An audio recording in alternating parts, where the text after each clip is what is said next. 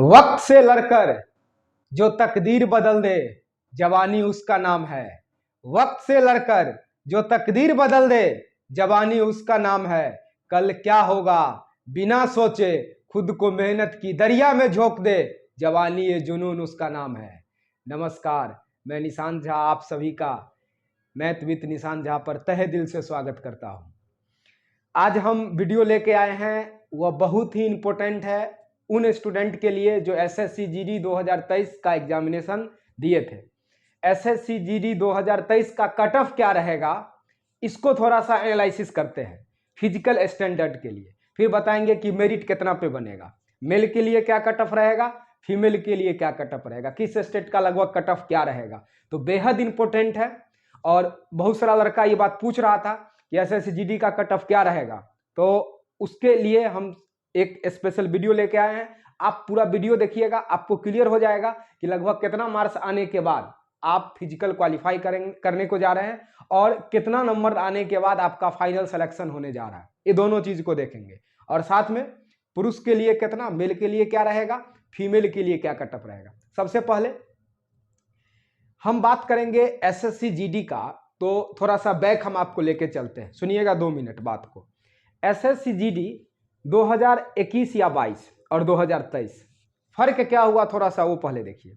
सबसे बड़ा फर्क अगर पिछला ही साल का हम बात करें 22 का और 2023 का, तो 22 में जो वैकेंसी था वो वैकेंसी से इस बार लगभग दोगुना वैकेंसी के आसपास रहने जा रहा है। यानी 20,000 अगर पिछला बार था तो इस बार लगभग 46,000 के अप्रोक्स वैकेंसीज होने जा रहा है। ये सबसे पहला बात है, इसको दिमाग में रखना है। पिछला साल अप्रोक्स फॉर्म भराया गया था लगभग मान लीजिए कि 74 लाख के आसपास या 70 लाख के आसपास, उसी रेंज में फॉर्म था, 70 से 74 लाख के आसपास। इस बार जो फॉर्म है वो लगभग 55 लाख के अप्रोक्स जो डेटा है उसके अकॉर्डिंग लगभग 55 लाख फॉर्म फिलअप हुआ। तो एक तो फॉर्म घट गया। अब इस बात को सुनिए अच्छे से कि वैकेंसीज बढ़ा, फॉर्म जो लड़का लोग भरा वो कम आ। इसके बाद एग्जाम का प्रेजेंटेशन भी ऐसा नहीं है कि 80% इस बार रहा, प्रेजेंटेशन भी वही नॉर्मल ही रहा, 60-65 कहीं कहीं 70 भी रहा। तो प्रेजेंटेशन भी लगभग 100 बच्चे में लगभग 70-65 यही अप्रोक्स रहा। अब बात करते हैं क्वेश्चन के लेवल का। तो शुरुआती दौर में क्वेश्चन थोड़ा सा आसान था, नॉर्मल था। जैसे जैसे एग्जाम बढ़ता चला गया वैसे वैसे थोड़ा सा क्वेश्चन कैलकुलेटिव होना शुरू हुआ, खास करके मैथ्स का बात करेंगे तो क्वेश्चन नॉर्मलाइज में आप लोग का बढ़ेगा, इतना एकदम श्योर रहिएगा। अब 5 बढ़े, 7 बढ़े, 8 बढ़े, 4 बढ़े, लेकिन बढ़ेगा, सबका लगभग बढ़ेगा।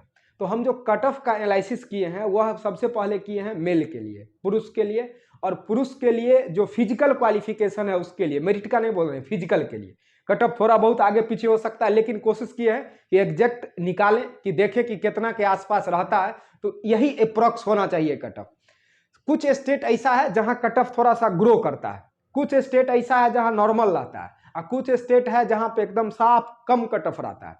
तो सबसे पहले जो हीटेड आपका स्टेट है, जहां पे एकदम हाईलाइट स्टेट है, अपना बिहार, यूपी, एमपी, हरियाणा, उत्तराखंड, ये थोड़ा सा कट ऑफ ऊपर की तरफ जाता है। राजस्थान देखिए, बिहार का, यूपी का, एमपी का, हरियाणा का, उत्तराखंड का, और यहीं पर हम लिखते हैं राजस्थान का, क्योंकि राजस्थान भी हिंदी भाषी क्षेत्र में आता है।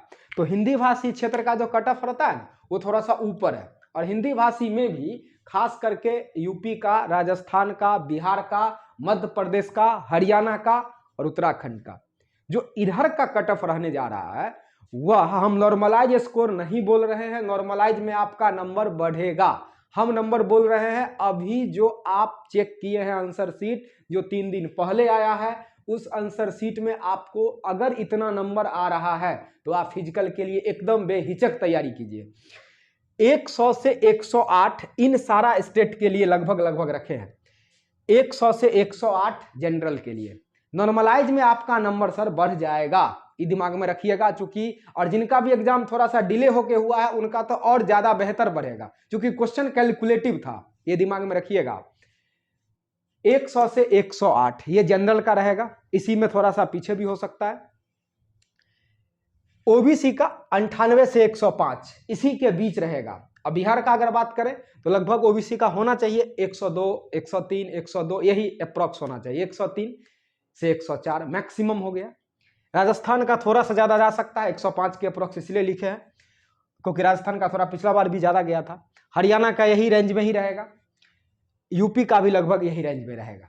तो आप अगर ओबीसी कैटेगरी से हैं तो अगर इसके बीच में आप आ रहे हैं 98 to 105 तो एकदम फिजिकल का तैयारी कीजिए, आपका नॉर्मलाइज में अलग से नंबर बढ़ेगा। हम वो चर्चा नहीं कर रहे हैं, नॉर्मलाइज के बारे में नहीं बोल रहे हैं, वो बढ़ेगा आपका, ये बात दिमाग में रखिएगा। यानी इन सारा स्टेट के लिए बिहार, यूपी, एमपी, मध्य प्रदेश, राजस्थान, उत्तराखंड, इनके लिए जनरल का 100 से 108 अगर है तो फिजिकल का तैयारी लोग करता है, करेगा। ओबीसी 98 to 105, ईडब्ल्यूएस का लगभग ओबीसी के अप्रॉक्स ही रहने जा रहा है। जो हमको ऐसा अनुमान लगा कि ईडब्ल्यूएस इकोनॉमिकल बैकग्राउंड वाले जो है उनको 99 to 105 लगभग बराबर रहेगा, थोड़ा सा यूआर से कम रहेगा। एससी का 93 to 98, अगर इसके बीच में आप कहीं लाई कर रहे हैं तो आप एकदम तैयारी एकदम स्टार्ट ही कर दीजिए, रुकिए मत। एसटी का 90 to 95, तो मेनली बिहार का फोकस था। तो बिहार में अगर इतना नंबर के बीच में आप हैं तो आप फिजिकल स्टैंडर्ड का तैयारी करेंगे। अब दूसरा दिल्ली का, हिमाचल का, झारखंड वगैरह का, इसका लिखे हैं जनरल का 91 to 95, अगर इसके बीच है तो लड़का तैयारी कर सकता है। 89 to 93 है ओबीसी में तो तैयारी कर सकता है। 88 to 93 अगर ईडब्ल्यूएस कोटा से है तो कर सकता है। 83 to 85 अगर एससी का है तो कर सकता है। एसटी में अगर 75 से 80 है तो कर सकता है। इसके बाद उड़ीसा हो गया, है तो बिहार से ही सटा हुआ, लेकिन इसका थोड़ा सा कट कम जाता है कट ऑफ उड़ीसा का। फिर आप चले जाइए वेस्ट बंगाल का, है ये भी दोनों बिहार का ही पड़ोसी, वेस्ट बंगाल, उड़ीसा। इसके बाद थोड़ा सा अब आगे बढ़ेंगे तो चला जाएगा महाराष्ट्र और छत्तीसगढ़, तो इसका भी दिल्ली रीजन से थोड़ा सा कम ही जाएगा। इसका जनरल का जाएगा 75 to 79, ओबीसी का जाएगा 70 से 75, ईडब्ल्यूएस का जाएगा 70 से लगभग 75, एससी का जाएगा 68 से 72 और एसटी कोटा में 64 से 70, यही रेंज में आपका रहेगा। अब जो इसके बाद जैसे असम हो गया, गुजरात हो गया, जम्मू एंड कश्मीर हो गया, और भी उधर 7 सिस्टर स्टेट जो है, अरुणाचल, इधर मेघालय, वहाँ और कम कट ऑफ रहता है, तो वो लिखे हैं, देख लीजिएगा। अब मिलनी आते हैं अपने बिहार यूपी पे, जो हिंदी भाषी क्षेत्र है। इनमें क्या है ना कि इनमें थोड़ा सा ट्विस्ट ज्यादा है, इसमें मार्क्स हमेशा ग्रो किया है। तो आपका फिजिकल स्टैंडर्ड के लिए ये कट ऑफ है। अगर नॉर्मलाइज होता है तो मान लीजिए किसी बच्चे को 104 है तो उसको हो सकता है 112 आ जाए, 113 आ जाए, 110 आ जाए, 114 भी आ सकता है। किसी को 110 आ रहा है तो हो सकता है नॉर्मलाइज में उसको 118, 120, 122 तक पहुंच जाए, 116 भी आ सकता है। किसी को 125 आ रहा है तो वो 140 तक भी आ सकता है, 145 भी जा सकता है। तो नॉर्मलाइज में आपका नंबर बढ़ेगा, ये दिमाग में सबसे पहले बैठा लीजिए। पिछला बार के तुलना में अप्रॉक्स कट ऑफ घटेगा। अब ये भी एक लॉजिकल बात है, क्यों घटेगा कट ऑफ? इसलिए घटेगा कि इस बार टोटल 8 गुना को ही फिजिकल के लिए बुलाया गया है। ये अब एक एक्स्ट्रा बात है, नोटिस में लिखा हुआ है। इससे पहला बार यानी 2022 में जो फिजिकल के लिए बुलाया गया, आपका फिजिकल के लिए बुलाया गया था 12 गुना लोग को। कितना गुना को? 12 गुना को। अगर मान लेते हैं 20,000 सीट है तो 12 दूना 24, 2.5 लाख कैंडिडेट को बुलाया गया। अगर 40,000 सीट है उदाहरण के लिए तो इस बार बुलाया जाएगा 8 गुना को, 8 चौक 32, 3 20 यानी 3,20,000। बात मेरा समझ रहे हैं क्या कर रहे हैं? कहाँ 12 गुना और कहाँ 8 गुना। अब ये बात समझ गए। वैकेंसी ज्यादा है, इस बार बुलाएगा 8 गुना को। कट ऑफ कमने का कारण सबसे बड़ा ये भी है कि क्वेश्चन स्टैंडर्ड लेवल पे पूछा है। बाद में शुरू में थोड़ा सा आसान था, बाद में स्टैंडर्ड लेवल पे पूछा है, तो नॉर्मलाइज में नंबर बढ़ेगा। तो अगर आपको इतना के आसपास नंबर आ रहा है तो आप फिजिकल के लिए तैयारी करेंगे। अब महिला की अगर बात करेंगे, लड़कियों के लिए, फीमेल के लिए, तो फीमेल के लिए जो भी पैटर्न चलते आया है जीडी का, इसमें हम यहाँ लिख भी दिए हैं, लगभग 8 मार्क्स डाउन रहता है। 8 मार्क्स कह लीजिए, 7 मार्क्स कह लीजिए, 6 मार्क्स कह लीजिए, 6 से लेकर के 8 के बीच वैरी करता है। इस बार तो हमको लग रहा है कि 8 नंबर के आसपास का अंतर आना चाहिए। कितना नंबर का? लगभग 8 का। 8 का अंतर महिला का एकदम हर कुछ में नीचे रहेगा। यानी अगर यूआर का बात करें महिला के लिए तो 92 टू 100 ही चला जाएगा।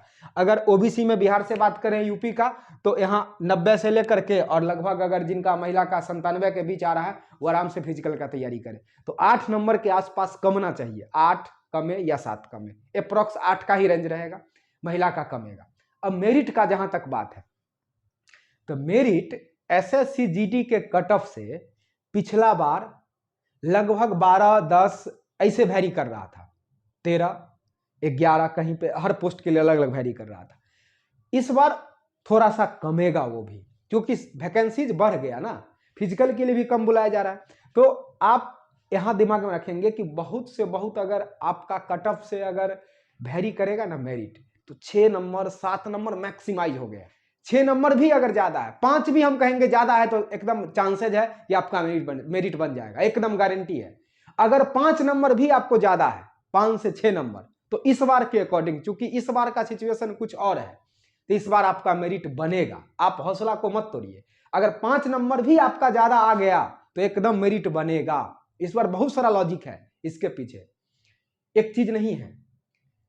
आप इस बात को समझिए कि अगर हाँ अभी कहिएगा पोस्ट प्रीफरेंस, तो वो तो एक अलग चीज है कि जिसका बहुत ज्यादा टॉप लेवल पे रहेगा उसको अपर लेवल पे पोस्ट मिलेगा, वो प्रीफरेंस अलग है, लेकिन नौकरी हो जाएगी। ये हम कहने का सेंस है मेरा कि अगर 5 नंबर भी ज्यादा है, 6 नंबर भी ज्यादा है तो नौकरी हो जाएगी। अब पद हम नहीं कहेंगे कि आपको सीआईएसएफ मिल जाएगा, पद का बात अलग है, उसके लिए तो फिर हाई मार्क्स रहेगा तब ऊपर नीचे फ्लक्चुएशन होगा, लेकिन जॉब हो जाएगी, ये मेन चीज है। अब 12 नंबर किसी को ज्यादा है तो स्टैंडर्ड मतलब पोस्ट तो मिलेगा, लेकिन थोड़ा सा अच्छा डिपार्टमेंट मिलेगा। इसको 20 नंबर ज्यादा है तो और अच्छा डिपार्टमेंट मिलेगा।